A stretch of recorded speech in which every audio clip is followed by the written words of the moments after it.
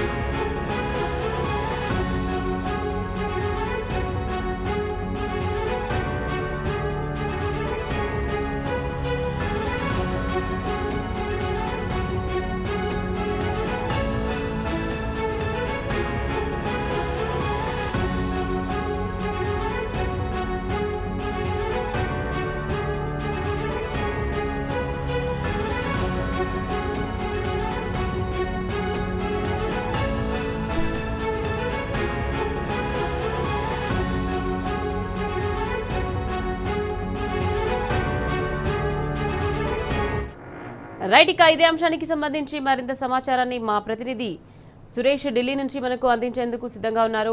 సురేష్, చెప్పండి. ఇక అధ్యక్ష పదవికి అన్నమలై రాజీనామా చేయగా ఇక బీజేపీ హైకమాండ్ కూడా ఆమోదం తెలిపింది. దీనికి సంబంధించి అప్డేట్స్ ఏంటి?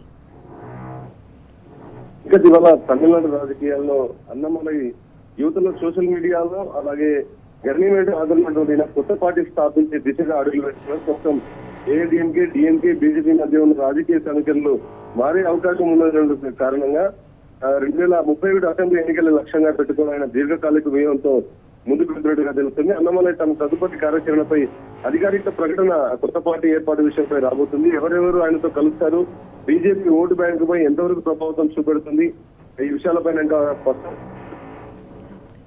ప్రకటన రాబోతుంది. ఇప్పటికే అమిత్ షాకు అలాగే బీజేపీ అధ్యక్షుడైనటువంటి నడ్డాకు తన రాజీనామా పత్రాన్ని సమర్పించడం జరిగింది. తన రాజీనామాను కూడా పార్టీ వర్గాలు అన్నమలై పార్టీ రాజీనామా చేసినటువంటి ఆమోదించడం జరిగింది. మాజీ ఐపీఎస్ అధికారి అయినటువంటి అన్నమలై 2020లో బీజేపీలో చేరి తక్కువ కాలంలోనే తమిళనాడులో పార్టీకి ప్రధాన ముఖ చిత్రంగా ఎదిగినటువంటి ఆయన ప్రస్తుతం జరిగినటువంటి అసెంబ్లీ ఎన్నికల్లో పూర్తి స్థాయిలో ఒక సీటుకు మాత్రమే పరిమితమైనటువంటి బీజేపీ రాబోయేటువంటి ఎలక్షన్స్ పైన దృష్టి సారించడం కారణంగా అన్నమలైకి సరైనటువంటి ప్రాధాన్యత లేనటువంటి ఉద్దేశంతో ఆయన తన పార్టీకి పదవికి రాజీనామా చేయడం జరిగింది. 2021 నుంచి కూడా రాష్ట్ర అధ్యక్షుడిగా పనిచేసి పార్టీ విస్తరణకు అన్నమలై తమిళనాడులో పనిచేశారు. ఇటీవల పార్టీ రాష్ట్ర అధ్యక్ష పదవి నుంచి కూడా ఆయన పూర్తి స్థాయిలో భవిష్యత్తు సందిగ్ధంగా ఉండడం కారణంగా రాజీనామా చేసినట్టు తెలుస్తుంది. దీంతో పాటు మనకు అందుతున్నటువంటి సమాచారం ప్రకారం తమిళనాడులో బీజేపీ, ఏఐడిఎంకే పొత్తు, సీట్ల పంపకము, రాష్ట్ర రాజకీయ వ్యవహారాలపై అన్నమలైకు పార్టీ అధిష్టానం పైనటువంటి ప్రాధాన్యత ఇవ్వకపోవడం కారణంగా విభేదాలు మొదలయ్యాయి. ముఖ్యంగా ఏఐడిఎంకేతో మళ్లీ పొత్తు పెట్టుకుని బీజేపీ ముందుకెళ్లినటువంటి విషయాన్ని అన్నమలై తీవ్రంగా వ్యతిరేకించినటువంటి సిచ్యువేషన్. దీంతోనే తీవ్ర మనస్తాపానికి గురైనటువంటి అన్నమలై అసెంబ్లీ ఎలక్షన్స్ అయిపోయే వరకు కూడా బీజేపీతో కొనసాగి తర్వాత తన రాజీనామా పత్రాన్ని పార్టీకి చేయడం జరిగింది. దీన్ని కేంద్ర బీజేపీ వర్గం కూడా ఆమోదించినట్టు తెలుస్తుంది. తమిళ్ ఫస్ట్ సిద్ధాంతంతో ప్రాధాన్యత ఇచ్చి కొత్త రాజకీయ వేదికను తీసుకురావాలని ఆయన భావిస్తున్నట్టుగా సమాచారం ఉంటుంది. దాని దిశగానే ద్రవిడియన్ 2.0 రాజకీయ ప్రయోగంగా భావిస్తూ తన భవిష్యత్ కార్యాచరణను త్వరలోనే అన్నమలై ప్రకటించేటువంటి అవకాశాలు ఉన్నాయి. Right, thank you Suresh.